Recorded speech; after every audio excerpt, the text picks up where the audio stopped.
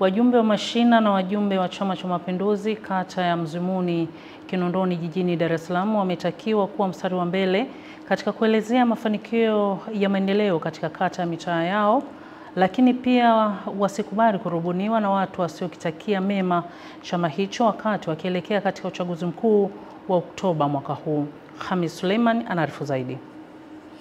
Mbunge wa Kinondoni Abbas Talimba ametoa wito huo katika kikao maalum kilichoitishwa na diwani wa kata hiyo kilichojumuisha wajumbe zaidi ya 800 kutoka mitaa 4 ya kata hiyo.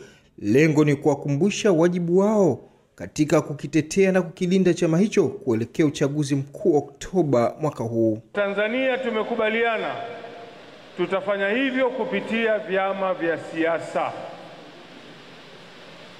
na tukakubaliana kwamba kila baada ya miaka 5 kutakuwa na chaguzi ambazo ndizo zitatupatia viongozi watakao kwenda kuunda serikali za mitaa na kwenda kuunda serikali kuu.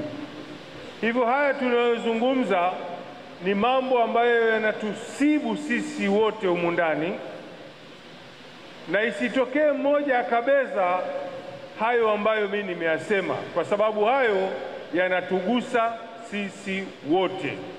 Diwani wa kata hiyo Manfred Lioto amesema CCM kupitia ilani yake imeendelea kutekeleza ahadi zake za kuwaletea maendeleo wananchi kuanzia ngazi za mikoa hadi mitaa, na kueleza wazi kuwa CCM ndio chama pekee kinachoweza kusimama na kueleza wazi kwa wananchi namna kinavyoweza kuwavusha chini ya Rais Dr. Samia Suluhu Hassan. Wahenga ni watu wenye akili sana.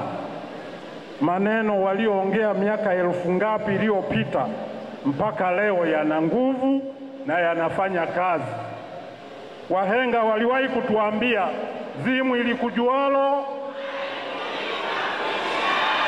Sasa asije akaja mtu kuwadanganya, na mimi nitafanya hivyo nikiingia na nini. Hao wanajua kuahidi, hawajui kutekeleza.